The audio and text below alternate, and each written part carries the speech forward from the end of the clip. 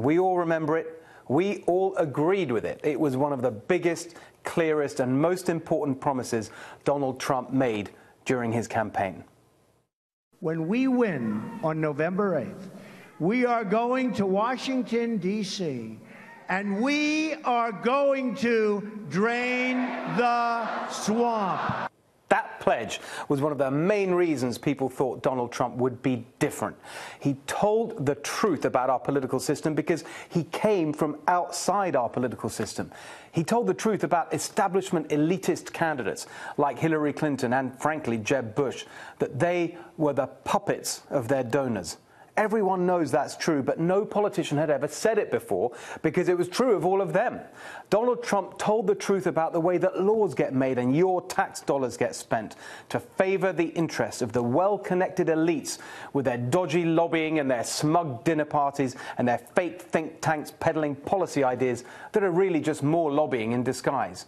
He exposed the corrupt revolving door between big business and big government, the way that so many swamp creatures in Washington, D.C. think of their time in Congress or the federal bureaucracy not as serving the public, but as a way to make millions once they've left.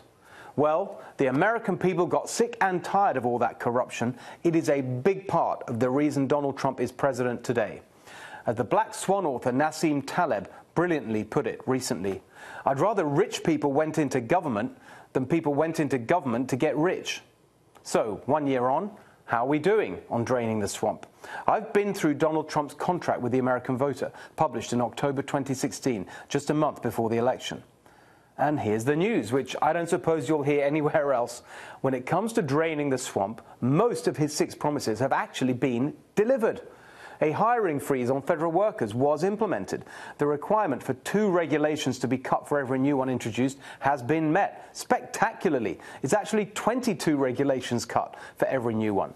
The 5-year lobbying ban and the lifetime ban on foreign lobbying has been introduced for White House officials, although not for Congress. Not bad for 1 year. But what's next?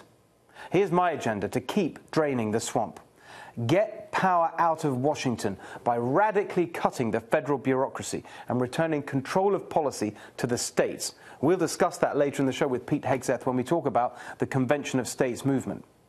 Cut the corruption by stopping members of Congress from getting involved in any area of policy where they have received donations from a special interest affected by that legislation.